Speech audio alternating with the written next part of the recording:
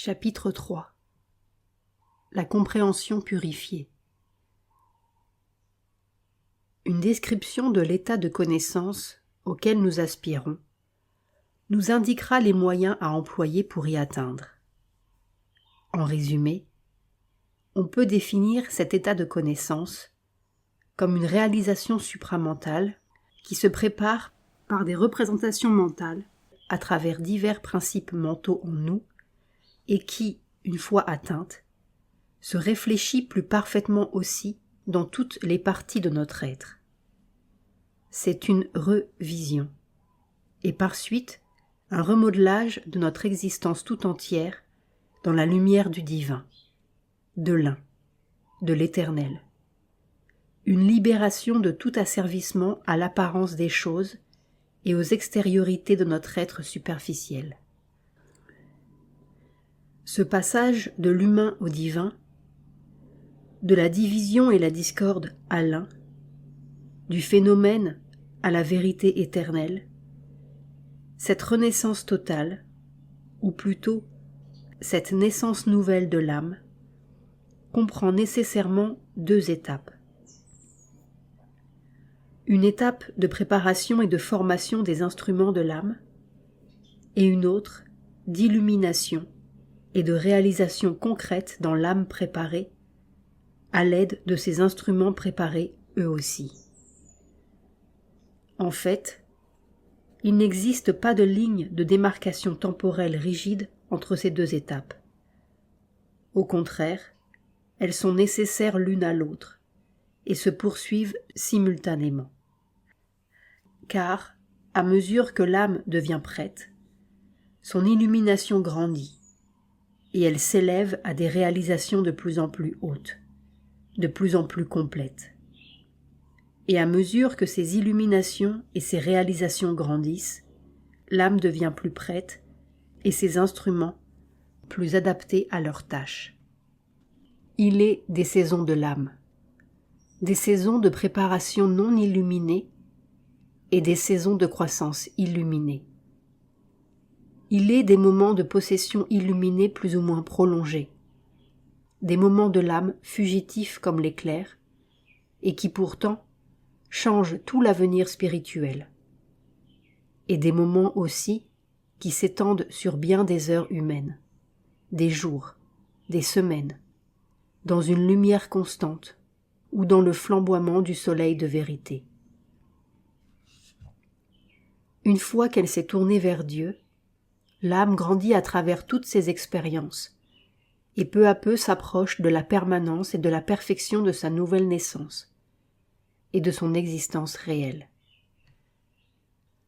Pendant la période de préparation, il est de toute première nécessité de purifier toutes les parties de notre être et, en particulier, sur le chemin de la connaissance, de purifier la compréhension. Car c'est la clé qui ouvrira la porte de la vérité. Or, il est à peu près impossible de purifier la compréhension sans purifier les autres éléments. Un cœur non purifié, des sens non purifiés et une vie non purifiée troublent la compréhension, brouillent ses données, déforment ses conclusions, obscurcissent sa vision, applique faussement sa connaissance. Un système physique non purifié entrave ou obstrue son action. Il faut que la pureté soit intégrale. Mais ici aussi, il y a interdépendance, car la purification de chaque élément de notre être profite de la clarification des autres. La tranquillisation progressive du cœur émotif, par exemple, aide à purifier la compréhension, et réciproquement, une compréhension purifiée impose le calme et la lumière aux activités troubles et obscurcies des émotions encore impures. On peut même dire que si chaque élément de notre être possède ses propres principes de purification, c'est cependant la compréhension purifiée qui, en l'homme, est le plus puissant nettoyeur de son être trouble et désordonné, et qui a le plus d'autorité pour imposer aux autres éléments un fonctionnement juste. la connaissance, dit la Gita, est la pureté souveraine. La lumière est la source de toute limpidité et de toute harmonie, de même que l'obscurité de l'ignorance est la cause de tous nos faux pas. L'amour, par exemple, purifie le cœur, et en ramenant toutes nos émotions à l'expression de l'amour divin, il lui apporte perfection et plénitude. Et pourtant, l'amour aussi a besoin d'être clarifié par la connaissance divine. L'amour du cœur pour Dieu peut être aveugle, étroit, ignorant. Il peut conduire au fanatisme et à l'obscurantisme. Il peut, même quand il est pur par ailleurs, limiter notre perfection s'il refuse de voir Dieu en dehors d'une personnalité limitée et recule avec crainte devant la vision vraie et infinie. L'amour du cœur pour l'humanité peut également conduire à des perversions et des exagérations dans nos sentiments, nos actes, notre connaissance. Et il faut les corriger ou les éviter par une purification de la compréhension. Maintenant, nous devons examiner attentivement et clairement ce que nous entendons par compréhension et par sa purification. Nous employons le mot compréhension pour essayer de traduire le moins mal possible le terme philosophique sanskrit buddhi. Nous excluons donc toutes les activités du mental sensoriel qui consistent simplement à enregistrer les perceptions de toutes sortes sans chercher à savoir si elles sont justes ou fausses, vraies ou de simples phénomènes illusoires, profondes ou superficielles. Nous excluons aussi toute la masse des conceptions confuses qui sont simplement une traduction de ces perceptions et ne possèdent aucun principe supérieur de jugement et de discernement. Nous ne pouvons pas non plus y inclure ce courant constant de pensée habituel qui saute ici et là et tient lieu de compréhension dans le mental de ceux qui n'ont pas appris à penser, car ce n'est rien d'autre qu'une répétition sans fin d'associations habituelles, de désirs, de préjugés, de jugements préconçus, de préférences héréditaires ou inculquées. Encore que ce courant puisse constamment s'enrichir d'un nouveau stock de concepts qui affluent sans cesse du milieu et sont acceptés tels quels, sans être examinés par le discernement souverain de la raison. Sans doute, est-ce là une sorte de compréhension qui a été fort utile pour dégager l'homme de l'animal. Mais ce n'est qu'un degré au-dessus du mental de l'animal. C'est une raison semi-animale qui obéit à l'habitude, au désir et au sens, et n'a aucune valeur dans la recherche de la connaissance, fût-elle scientifique, philosophique ou spirituelle. Il faut passer au-delà. Sa purification ne peut se faire que si on la congédie purement et simplement, ou si on la réduit complètement au silence, à moins qu'on ne la transmue en une compréhension vraie. Par compréhension, nous entendons ce qui perçoit, juge et discerne à la fois. C'est la vraie raison de l'être humain, une raison qui n'est pas soumise au sens, au désir, ni à la force aveugle de l'habitude, et qui opère indépendamment afin d'arriver à la maîtrise et à la connaissance. Certes, la raison de l'être humain tel qu'il est actuellement, même en mettant les choses au mieux, ne fonctionne pas encore tout à fait avec cette liberté et cette souveraineté. Mais dans la mesure où elle échoue, c'est parce qu'elle est encore mélangée aux opérations inférieures semi-animales, parce qu'elle est impure et constamment entravée, rabaissée par toutes sortes de choses qui entravent son action. Pure, elle ne serait pas accaparée par ces mouvements inférieurs. Elle se tiendrait en arrière de l'objet et l'observerait d'une façon désintéressée. Le mettrait à sa vraie place dans l'ensemble en se servant de comparaison, de contraste ou d'analogie.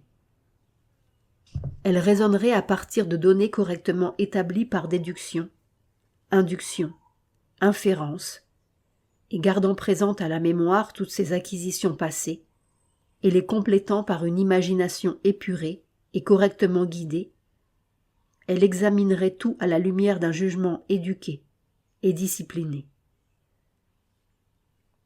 Telle est la compréhension intellectuelle pure, dont le principe et le mode d'action spécifique reposent sur le jugement et le raisonnement désintéressé. Mais le terme bouddhi est aussi employé dans un autre sens, plus profond. La compréhension intellectuelle est simplement la bouddhi inférieure.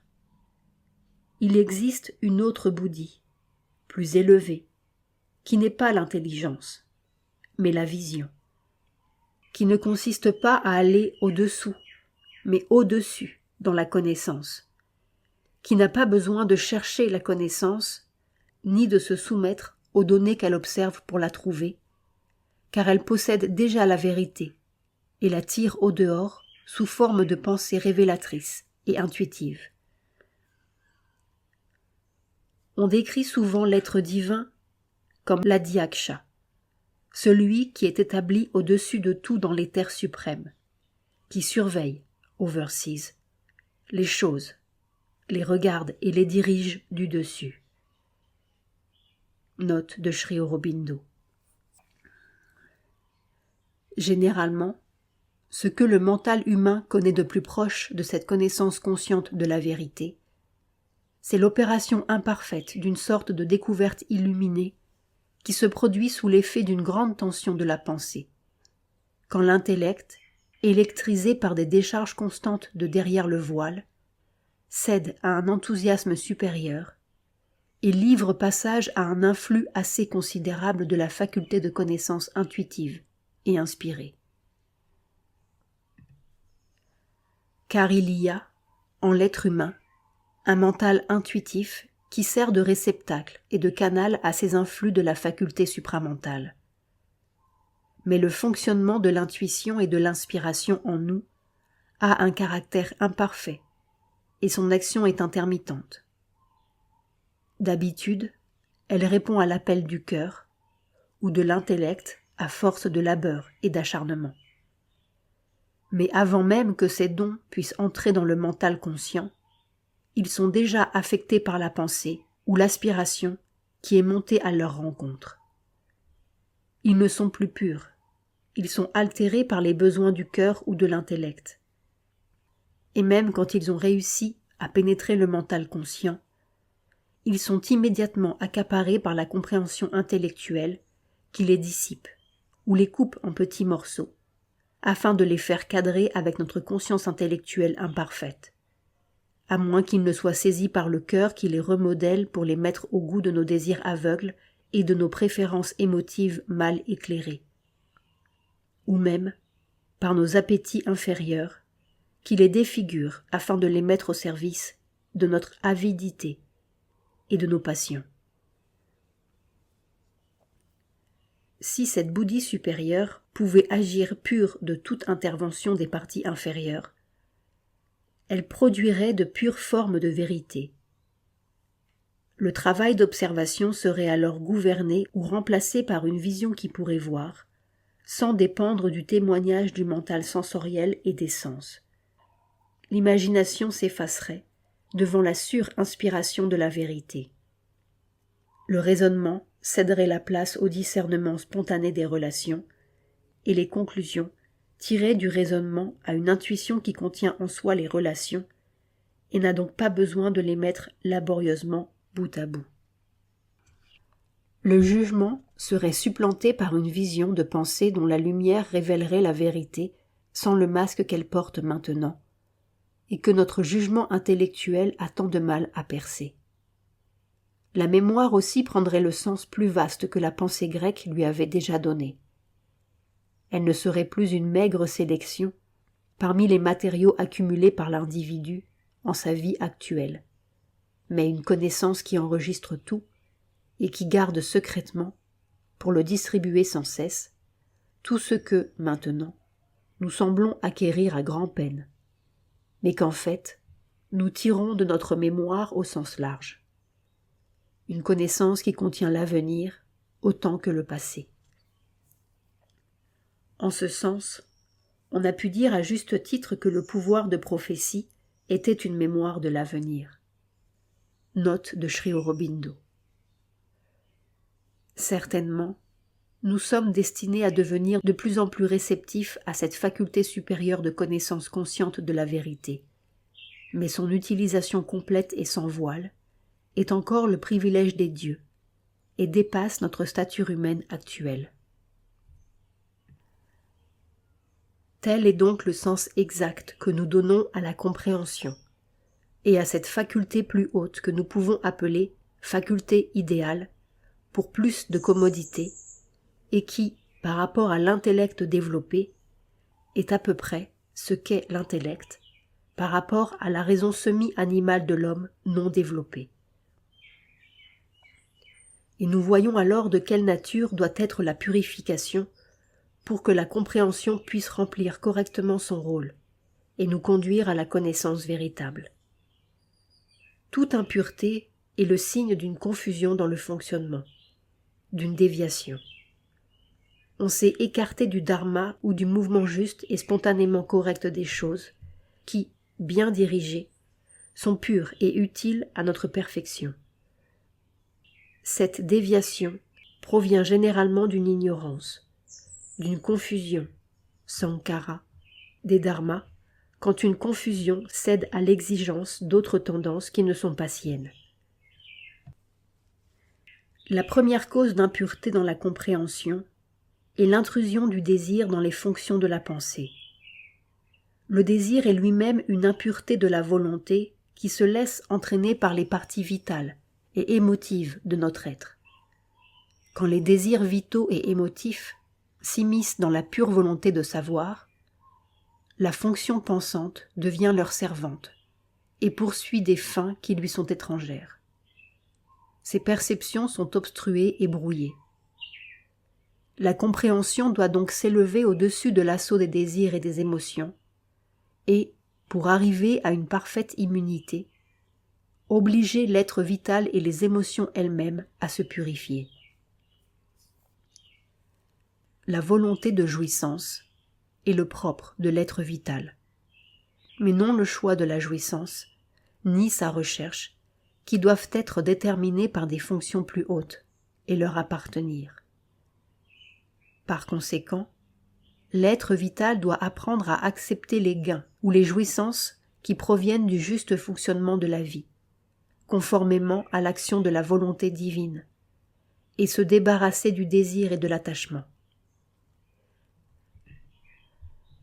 De même, le cœur doit se délivrer de sa suggestion au désir des sens et aux appétits du principe de vie, et donc se débarrasser des émotions fausses, telles la peur, la colère, la haine, la luxure, etc., qui constituent la principale impureté du cœur.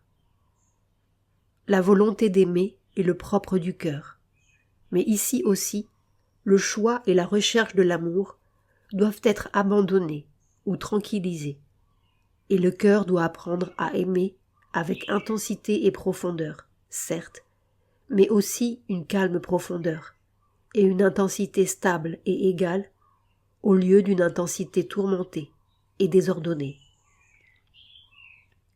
La tranquillisation et la maîtrise, shama et dhamma, de ces éléments, est la condition première pour immuniser la compréhension contre l'erreur, l'ignorance et la perversion.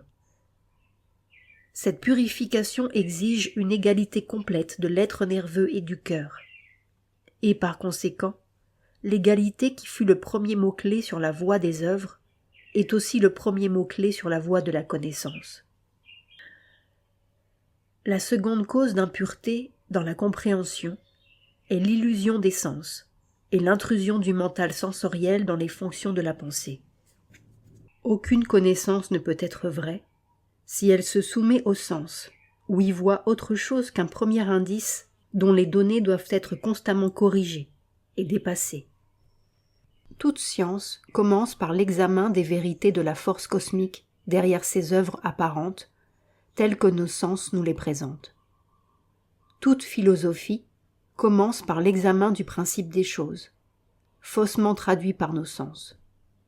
Et toute connaissance spirituelle commence par le refus d'accepter les limitations de la vie des sens, ou de prendre le visible et le sensible pour autre chose qu'un phénomène de la réalité.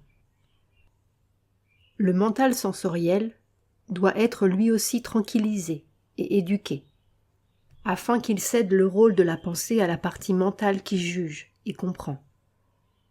Quand la compréhension se tient en retrait de l'action du mental sensoriel et rejette son intrusion, celui-ci se détache et on peut observer isolément son action. Il apparaît alors comme un courant de fond ininterrompu, toujours agité, tourbillonnant, où se mêlent nos concepts habituels, nos associations, nos perceptions, nos désirs, sans aucune cohérence, aucun ordre, aucun principe réel, aucune lumière. C'est une répétition constante dans un cercle borné, stupide et stérile. D'ordinaire, la compréhension humaine accepte ce courant de fond et tente d'y mettre un semblant d'ordre et de cohérence. Mais ce faisant, elle se soumet au courant et subit son ordre, son agitation, sa suggestion inintelligente aux habitudes et à l'aveugle répétition sans objet qui font de la raison humaine ordinaire un instrument trompeur, limité, voire frivole et futile. Il n'y a rien à tirer de cet élément volage, agité, violent, perturbateur. Il faut s'en débarrasser, soit en le détachant du reste pour l'obliger à se tenir tranquille, soit en donnant à la pensée une concentration et une sincérité suffisantes pour qu'elle rejette d'elle-même cet élément étranger qui sème la confusion. La troisième cause d'impureté vient de la compréhension même. C'est un mouvement faux dans la volonté de connaître. Cette volonté de connaître est naturelle à la compréhension. Mais ici aussi, nos choix et nos préférences dans la recherche de la connaissance obstruent et déforment. Ils conduisent à la partialité et à l'attachement, tant et si bien que l'intellect s'accroche à certaines idées et opinions avec une volonté plus ou moins obstinée d'ignorer la vérité des autres idées et des autres opinions, s'accroche à certains fragments de vérité et refuse d'admettre d'autres parties de la vérité qui pourtant sont nécessaires à sa plénitude, s'accroche à certaines connaissances qu'il affectionne et rejette toutes celles qui ne s'accordent pas avec le tempérament intellectuel que le penseur a développé. Le remède est dans une parfaite égalité mentale, dans la culture d'une rectitude intellectuelle totale et dans un désintéressement mental parfait. De même qu'elle ne doit se prêter à aucun désir ni attachement, la compréhension purifiée ne doit se laisser aller à aucune prédilection, aucun dégoût pour telle idée ou telle vérité particulière. Elle doit refuser de s'attacher même aux idées dont elle est le plus sûre, et ne pas leur accorder une importance imméritée qui risquerait de déranger l'équilibre de la vérité en dépréciant la valeur des autres éléments d'une connaissance complète et parfaite.